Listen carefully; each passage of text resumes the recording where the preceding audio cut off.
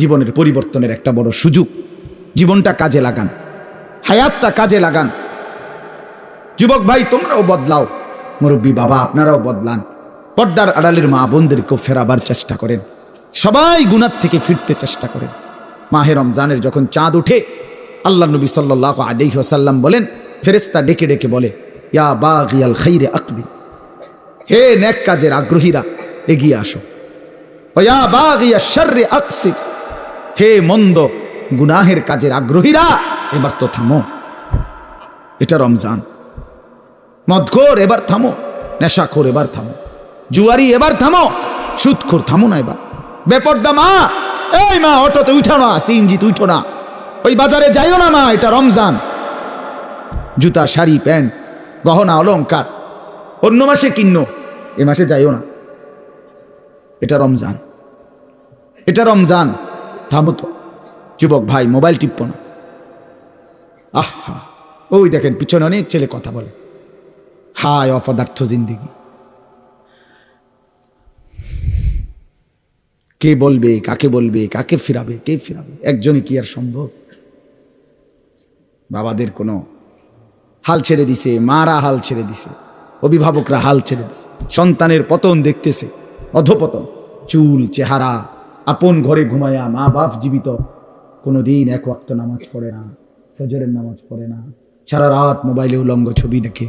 ব্যর্থ মা বাপ তাকায়া তাকায়া নিজ সন্তানের এই ধস দেখতেছে। আহা, আফসোসের ব্যাপার, আফসোসের। আপন স্বামী নিজের ব্যর্থতার কারণে নিজের স্ত্রীর বেপরদিগি দেখতেছে, কিছুই করতে পারতেছে না, মনে হয় যেন সে ব্যর্থ কাপুরুষ। বউটা ডেলি বেডি বাজারে যায়, মার্কেটে যায়, রঙ্গরসে হাসে, কথা কয়, টাইট কাপড় পরা, বোরখা নামের একটা টাইট জামা পরে রাখছে, লাল নীল হলুদ কমলা বেগুনি। স্বামী বেচারা অপদার্থের মতো, অসহায়ের মতো তাকায় আছে। আস্তাগফিরুল্লাহ। এই পর্যন্ত কোন ইমানদারের বউ বেপর্দার সুযোগ দেয় নাই, এই কারণে কোন ইমানদারের বউ যায় নাই, কাপুরুষের বউ যায়। এই পর্যন্ত যত বেডি বাগছে আরেক বেড়া লইয়া, আগের থেকেই অপদার্থ যে বেড়া, এবাড়ার বউ ভাগ্যে গেছে। কথা বুঝছেন? দিন যে মানে সে ক্ষতিগ্রস্ত হয় না, ক্ষতিগ্রস্ত হয় না। এজন্য এটা ব্যর্থতার কথা। রাগ হবেন না চাচা, এটা কাপুরুষের কথা। অনকার ফোলাফানি শুনে না মানে তো আপনি সিদ্ধান্ত নিয়ে নিলেন। কেমনে সিদ্ধান্ত নিলেন? অনকার পুতে আর কথা শুনে না কেন? সেই পুতে, যে পুতে কথাই শুনে না, আপনার চোখের সামনে আপনার ছেলে নামাজ পড়বে না, একটা সাজদা দিবে না, এত বড় নাফরমান আপনার সম্পত্তি ভোগ করবে, এত বড় নাফরমান আপনার ঘরে খাবে, ঘুমাবে, দুনিয়া ভোগ করবে, আপনি বেঁচে থাকতে এটা মেনে নেবেন কেন মিয়া? আপনার আপনার ব্যর্থতা তাইলে এটা। আপনি জীবন চিনেন নাই, আপনি কর্তব্য চিনেন নাই। কর্তব্য তো আল্লাহ বলে দিছে, ওয়ামুর আহলাকা বিসসালাহ, তোমার স্ত্রী সন্তান পরিবারকে নামাজের আদেশ করো, ওয়াসতাবির আলাইহা, পরিবারকে নামাজের আদেশের সাথে সাথে নিজেও নামাজের উপরে মজবুত থাকো। কথা তো ছিল এই। আপনার জিম্মাদারি কি ছিল? আমি আমার স্পষ্ট মনে আছে, আমি আমার আব্বারে প্রায় বলি, আমি এ কথা আমার আব্বারে আমার জীবনে আমি একবার বলছিলাম, পড়ালেখার জীবনে, আব্বা আমি এই মাদ্রাসায় পড়তাম না, আমার মাদ্রাসাটা বদলাই দিবেন শুধু। কসম খোদার, আমার আব্বা সাথে সাথে বলছে, বেটা পরের বেলা ভাতের লোকমা আমার ঘরে দিও না, এক লোকমা ভাত খাইবে না, সাবধান, বেরো। আমি যেখানে পড়তে দিছি এখানেই পড়তে হবে, নয়তো তোমার মতো করে কামাই করে ফরো, নইলে ঘাস কাটো, যাও। আমি কানতে কানতে চলে গেছি মাদ্রাসায়। বুঝছি এই বাপ শক্ত বাপ, এই বাপ আসলে ভাত খাইতে দিব না। বাবার সেই কঠোর শাসন, আমার বিশ্বাস আল্লাহ তাআলা আপনাদের সামনে বসবার তৌফিক দিয়েছে। আমার জীবনের সার্থকতা কি? আমার স্ত্রী সন্তান যদি ধ্বংস হয়ে যায়, সোফা দিয়ে আমি করব কি? খাট দিয়ে আমি করব কি? বিল্ডিং দিয়ে আমি করব কি? বলেন, কি করব আমি? আমার জীবনটা কি? রাহিমাল্লাহু ওয়ালিদান আনা ওয়ালাদাহু আলা বিররি। নবী সাল্লাল্লাহু আলাইহি ওয়াসাল্লাম বলেন, আল্লাহ তাআলা ওই মা বাবার উপরে দয়া করে যে তাদের সন্তানদেরকে নেক কাজে সাহায্য করে। নবী সাল্লাল্লাহু আলাইহি ওয়াসাল্লাম বলেন, মা নাহালা ওয়ালিদুন ওয়ালাদাহু মিন নুহলিন মিন আদাবিন হাসান। কোন মা বাপ তাদের সন্তানকে সবচেয়ে বড় যা কিছু উপঢৌকন এই পৃথিবীতে দিয়ে যায়, সেটা কি সবচেয়ে বড় কোনটা? নবীজি বলছে আদাবুন হাসান, উত্তম আখলাক, উত্তম দ্বীন, উত্তম আদব। এটা যারা শিখিয়ে গেল তারাই তাদের সন্তানকে সর্বশ্রেষ্ঠ নিয়ামত দিয়ে গেল। রাসূলুল্লাহ সাল্লাল্লাহু আলাইহি ওয়াসাল্লাম বলল, নবীজি বলছে, এক সাহাবী জিজ্ঞেস করছে, ইয়া রাসূলুল্লাহ মা হাক্কুল ওয়ালাদ, সন্তানের হক কি? আলাল ওয়ালিদ, পিতামাতার উপরে। নবীজি বলছেন আন ইউহসিনা ইসমাহু ওয়া ইউহসিনা আদাবাহু। নবীজি বলছে তার প্রথম হক দুইটা, তার জন্মের পরে তার একটি সুন্দর নাম রাখা, আরেকটা হক তাকে উত্তম আদব, উত্তম আখলাক শিখায় দেওয়া। হযরত আলী রাদিয়াল্লাহু তাআলা আনহু বলছেন, কোরআনে আছে, ইয়া আইয়ুহাল্লাযীনা আমানু কু আনফুসাকুম ওয়া আহলিকুম নারা। হে ঈমানদারগণ, তোমরা তোমাদের নিজেদেরকে এবং পরিবার পরিজনকে জাহান্নামের আগুন থেকে বাঁচাও। এটা আপনারা শুনছেন না কথা? এটা তো হযরত আলী এই আয়াতের তাফসিরে বলছে পরিবারকে জাহান্নামের আগুন থেকে বাঁচাও কিভাবে? তো হযরত আলী বলছে আল্লিমুহুম ওয়া আদ্দিবুহুম, তোমরা তোমাদের পরিবারের সদস্যদেরকে কোরআন সুন্নাহর ইলম শিখাও এবং কোরআন সুন্নাহর আদব আখলাক শিখাও, তাইলেই জাহান্নামের আগুন থেকে বাঁচাইলে। যেই মা বাপ, সাফ কথা, আপনারা যারা আপনাদের ছেলে মেয়েকে ছোট্টবেলায় আল্লাহর কোরআন রাসূলের সুন্নাহ থেকে বঞ্চিত করেছেন, কসম খোদার মনে রাখেন হাসরের ময়দানে চূড়ান্তভাবে লাঞ্ছিত হবেন, বেইজ্জতি হবেন, কোটি কোটি হাসরের মানুষের সামনে অপদস্থ হবেন। কার হাতে? কার হাতে লাঞ্ছিত হবেন? আপনার ছেলেটার হাতে, আপনার মেয়েটার হাতে, অন্য কারো বেড়াইতে রাতে না, আমনের ফুতের হাতে। আমনের ফুত, আমনের জি, যাকে আপনি দিন শিখান নাই, নামাজ শিখান নাই, বঞ্চিত করেছেন কোরআন সুন্নাহ থেকে, সে সেদিন আল্লাহর কাছে বলবে, আল্লাহ আজ আমি মা বাপকে বেইজ্জতি করব, ওরা আমারে বরবাদ করে দিছে, আজ আমি জাহান্নামী হলাম ওদের খামখেয়ালির কারণে। 7 বছর বয়সে আল্লাহ আমি কিছুই বুঝতাম না, 6 বছর বয়সে আমি অবুঝ ছিলাম। সেদিন যদি তারা মজবুত সিদ্ধান্ত নিত আমাকে দিন শেখাবে, তাহলে আমার এই ভুল হতো না। রব্বানা গালাবাত আলাইনা শিকওয়াতুনা, কোরআনে আছে, জাহান্নামী জাহান্নামের ভীষণ আগুনে উথাল পাতাল ঢেউ খাবে, আর আল্লাহকে বলবে, আল্লাহ আমার এই কপাল মন্দ, আমি দুর্ভাগা কপাল নিয়ে আসছি, আল্লাহ আমার কপালটা মন্দ, আমি করলামটা কি? এত সুন্দর হায়াত কি করলাম আমি? কিভাবে নষ্ট করে দিলাম? ওয়াকুন্না কওমান দাল্লিন। আর জাহান্নামী বলবে, আল্লাহ আমি এক পথভ্রষ্ট গ্রুপের, সম্প্রদায়ের এক পথভ্রষ্ট গ্রুপ, নাফরমান গ্রুপের অন্তর্ভুক্ত ছিলাম। আমি যাদের সাথে চলতাম ফিরতাম, ওরা বিড়ি খাইতো, মদ খাইতো, গাঁজা খাইতো, সুদ খাইতো, ঘুষ খাইতো, কথায় কথায় গাইল লাইতো, নারীর ছবি, নাচ গান, নর্তকীর ছবি, উলঙ্গ দৃশ্য দেখত। আল্লাহ আমি ভালো মানুষ পাই নাই, কোনোদিন একটা ভালো মানুষের ছোঁয়া পাইনি, ফলে আজ আমি ধ্বংস হয়ে গেছি। উত্তম সঙ্গী অনেক বড় নিয়ামত। আমার ড্রাইভার, আমার এই সারা জীবন, যে 5 বছর সে আমার গাড়ি চালায়, আমি যতবার তারে চলার পথে নামাজের কথা মনে করাইছি, আমার চাইতে কমপক্ষে 1000 বার বেশি সে আমারে মনে করে। ঠিক এই 5 ওয়াক্ত নামাজের জন্য তার খেয়াল জামাত ধরার প্রতি আমার চাইতে 100 গুণ বেশি, 100 গুণ বেশি। আলহামদুলিল্লাহ, আল্লাহর দয়া, আল্লাহর দয়া। আমি তো মনে করি আল্লাহ পাকের মেহেরবানি, এই বছর এই যে আগামী শুক্রবার আমার উমরার ফ্লাইট, সেও যাবে আমার সাথে। বলছে আমি কেমনে যাবো, কেমনে যাবেন চাইবেন, কেমনে যাবেন আল্লাহ ব্যবস্থা করব। সে যাবে ইনশাআল্লাহ, তারও ফ্লাইট আমার সাথে, আমার শায়েখের সাথে। এই জন্য বললাম, জাহান্নামী বলবে, আল্লাহ আমি ভালো মানুষ পাই নাই। যুবক ছেলেরা আফসোস করবা এই অসৎ বন্ধুর জন্য, যে তোমারে নারীর ছবি, নাচ গান আর বিকৃত হাসি দিয়ে নষ্ট করে দিছে। তোমারে কোনো মেয়ের সাথে লাইন করায় দিছে, তোমারে কোনো জুয়ার আড্ডায় শিখায় দিছে, তোমারে কোনো মদের আড্ডায় নিয়ে গেছে। মাথা নোয়াইও না, মাথা নোয়াইলে কি লাভ হইবে? আমার থেকে বাঁচে গেলে তো লাভ নেই, আল্লাহর থেকে বাঁচবে কিভাবে সেটা ভেবে দেখে।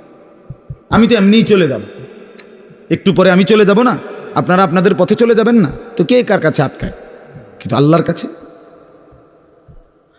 এই জন্য আজকে রমজান সামনেই, আমরা সবাই মিলে নিয়ত করি আমরা বদলাবো ইনশাআল্লাহ।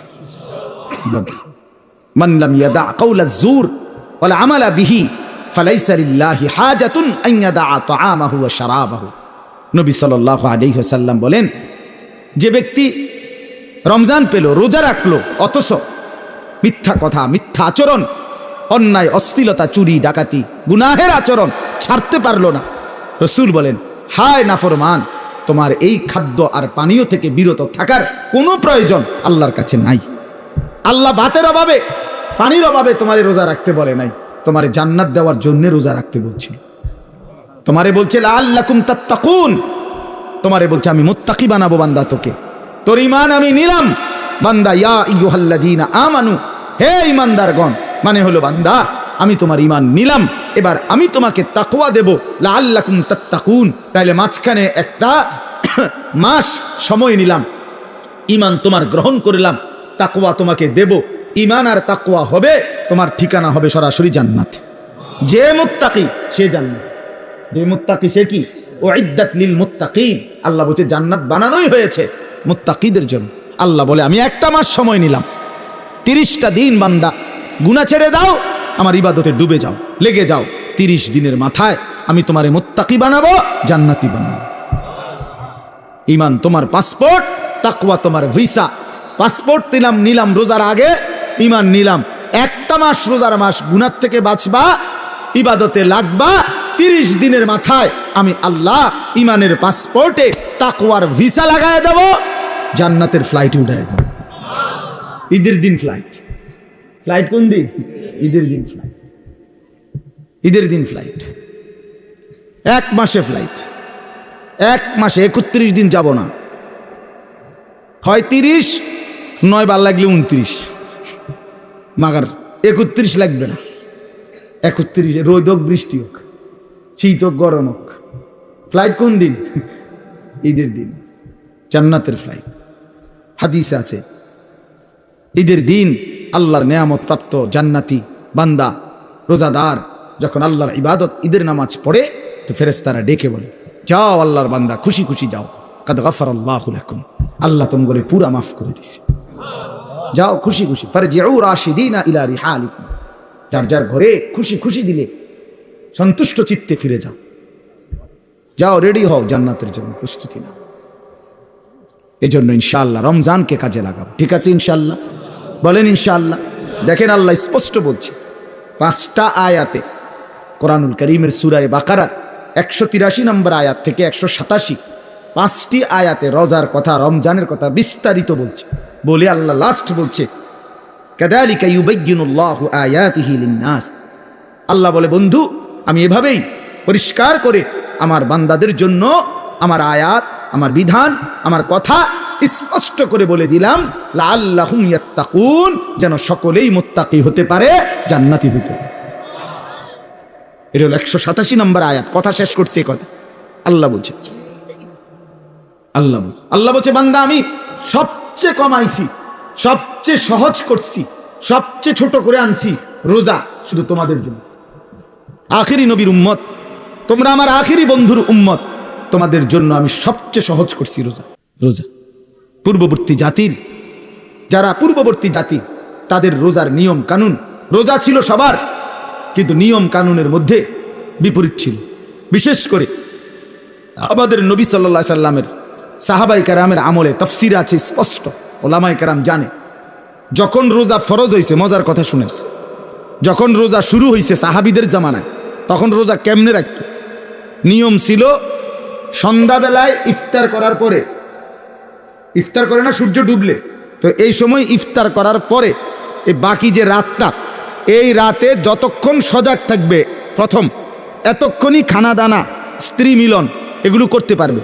কিন্তু যদি ঘুমাইয়া যায় 10 মিনিটের লাগেও, 1 মিনিটের লাগেও, শুইয়া লাইলে চোখ বন্ধ, ঘুমা এসে গেলে পরের দিনের রোজা শুরু। হ্যাঁ, এটাই বিধান। নবীজির জামানায়, সাহাবীদের জামানায় প্রথম শুরু হয়েছিল এভাবে, রোজার বিধান ছিল এভাবে। এরপরে ঘুমের থেকে উইটা আর খানার সিস্টেম নেই।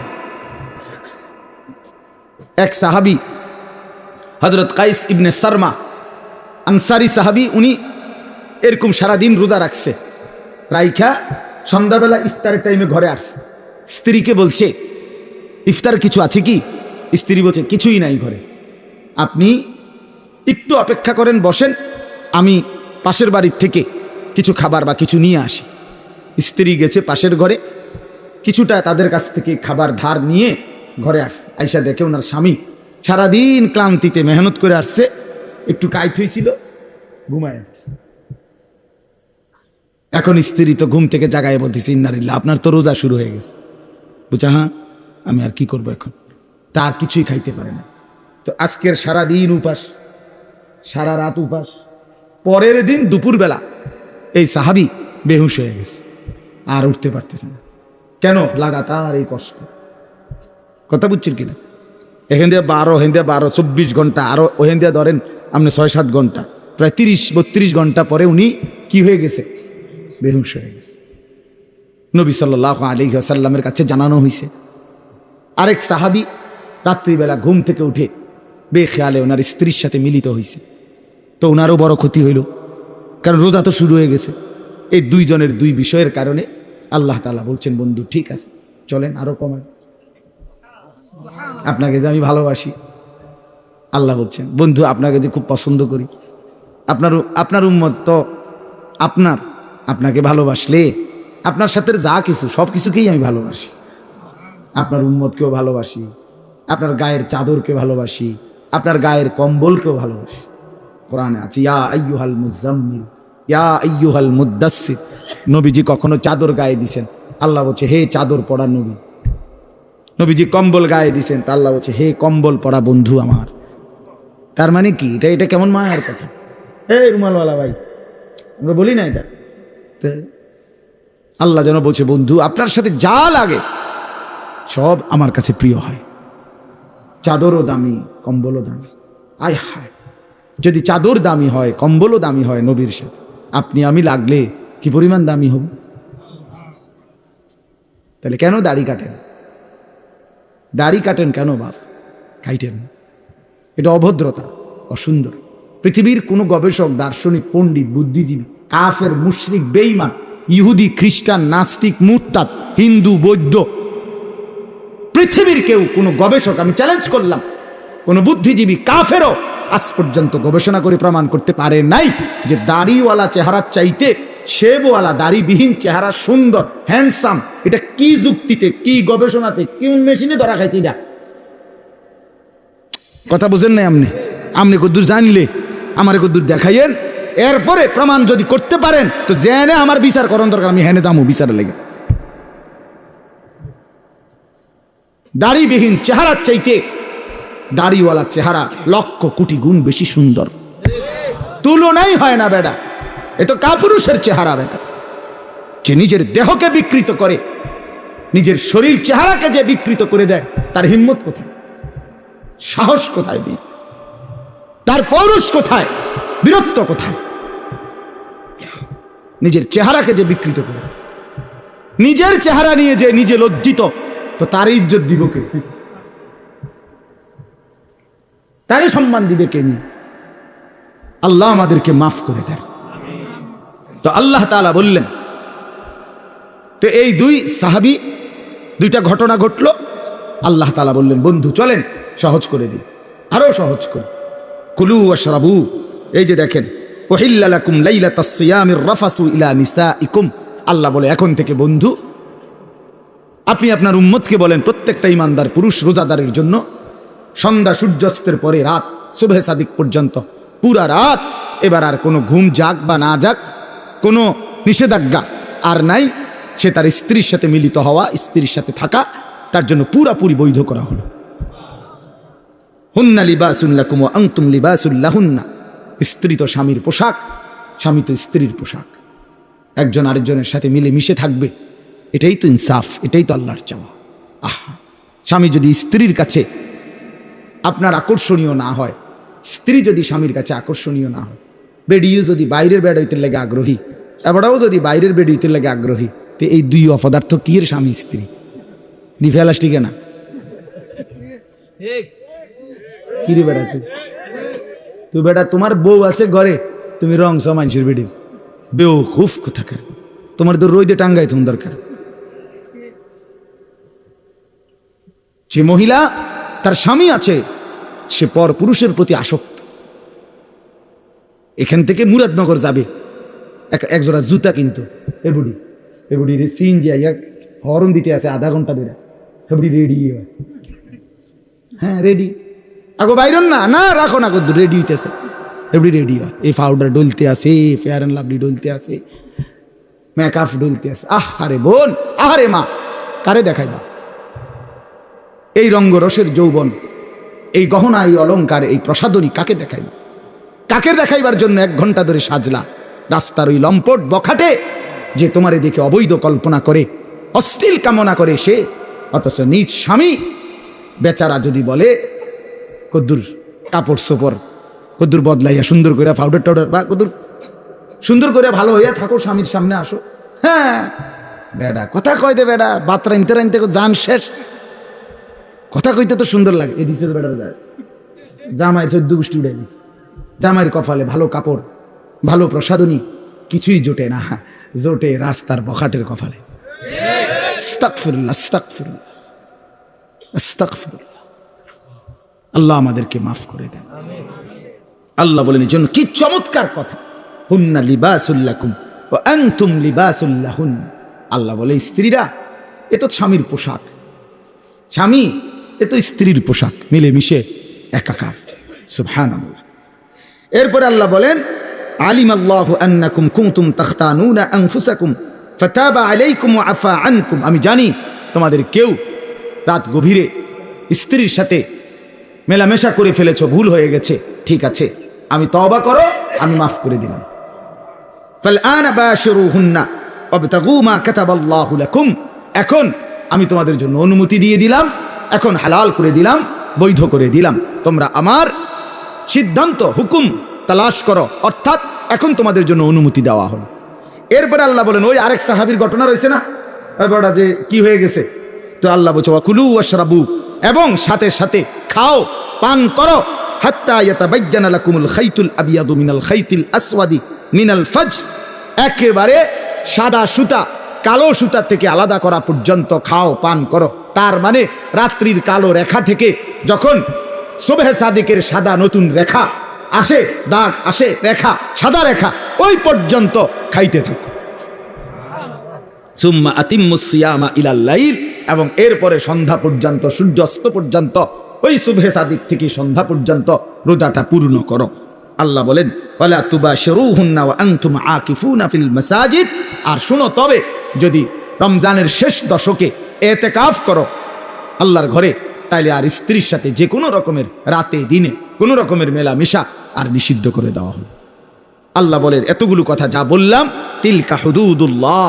এগুলো আমি আল্লাহ তাআলার বিধি নিষেধের সীমারেখা ফালা তাকরাবুহা আমার বিধি নিষেধের লঙ্ঘন করে আমার নাফরমানির কাছে যেও না কাযালিকা ইউবায়্যিনুল্লাহু আয়াতিহি আল্লাহ বলেন এভাবে আমি পরিষ্কার করে তোমাদের কাছে সব বলে দিলাম লাআল্লাহুম ইয়াত্তাকুন যেন বাস্তবিক অর্থে মুত্তাকি হতে পারো জান্নাতি হতে পারো এজন্য বাপ আমাদের জন্য আল্লাহ তাআলা সবচেয়ে সহজ করে দিয়েছেন রমজান অনেক কমাই আনছেন কোরআনে আছে ইউরিদুল্লাহু বিকুমুল ইউসরা ওয়ালা ইউরিদু বিকুমুল উসর আল্লাহ বলেন আমি তোমাদেরকে সহজ করতে চাই কঠিন করতে চাই না অতএব আমাদের জন্য আল্লাহই সহজ করেছেন আমাদের জন্য সুবহে সাদিক থেকে সূর্যাস্ত পর্যন্ত খাদ্য পানীয় স্ত্রী মিলন থেকে বিরত থাকতে বলছেন আর সারা বছরের মতো চলমান গুনাহ বাঁচতে বলছেন ইবাদতে লেগে থাকতে বলছেন তাইলে অতিরিক্ত আহামরি খুব কঠিন কোনো বোঝা আমাদেরকে চাপায় দিছেন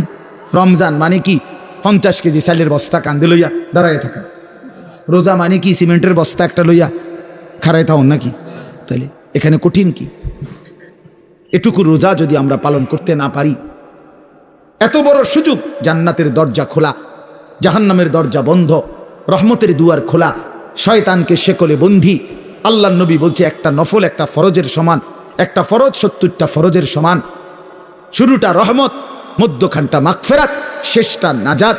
এক একটা নেকি বাড়তে বাড়তে আল্লাহ তাআলা নিজের হাতে নেকি ফেরেশতাকে দিয়ে না লিখিয়ে নিজে লেখেন। এত কথা, এত কথা, এত কথা, এত ফজিলত, এত কিছু নবীজি বললেন আমার বাপ আমার ভাই।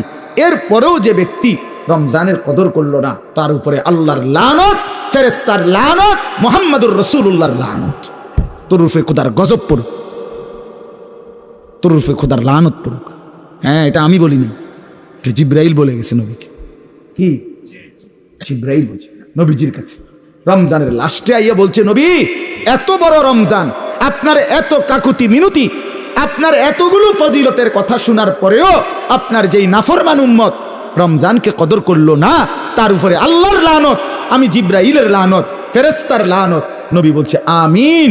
হ্যাঁ জিব্রাইল, আমি তো বদদুয়া দিতে চাচ্ছিলাম না, আমি অভিশাপ দিতে চাচ্ছিলাম না, কিন্তু আজকে আমি রাসূলও আর সহ্য করতে পারলাম না এমন নাফরমান উম্মতের উপরে আমি মুহাম্মদেরও লানত। আমিন, আমিও মেনে নিলাম। যা যা বেঈমান, যা তুই মোবাইলে টিপ, যা তুই নারী নিয়েই থাক, তুই সুদের আড্ডা, ঘুষের আড্ডা, যা তুই বিড়ির আড্ডাতেই থাক, যা, ঠিক আছে, তুই জীবন এভাবেই শেষ কর, যা না ফরমান, ঠিক আছে। দুনিয়াই তো ভোগ করবি না, তো 60 বছর 70 বছর। এরপরে আবু জেহেল দুনিয়াতে মাটির উপরে মাতবরি করছে কতদিন, মাটির নিচে পড়ে আছে আজ কতদিন? এই মিয়া বলেন না কেন? ফেরাউন মাটির উপরে ছিল কতদিন, আজ মাটির নিচে কতদিন? নমরুদ মাটির উপরে ছিল কতদিন, মাটির নিচে কতদিন? নূহ আলাইহিস সালামের উম্মত মাটির উপরে অহংকার করছে কতদিন, মাটির নিচে পড়ে আছে আজ কতদিন? এজন্য এটা হিসাব করেন, ভাবতে শিখেন। ছেলেরা তোমাদেরকেও বললাম, একটা ছেলেও যদি বোঝে আলহামদুলিল্লাহ, না বুঝলেও আমাদের কোনো হতাশা নাই, কারণ ফেরিওয়ালার কোনো হতাশা নাই। ফেরিওয়ালা তার পণ্য বিক্রি হোক বা না হোক, সে ফেরি করতেই থাকে।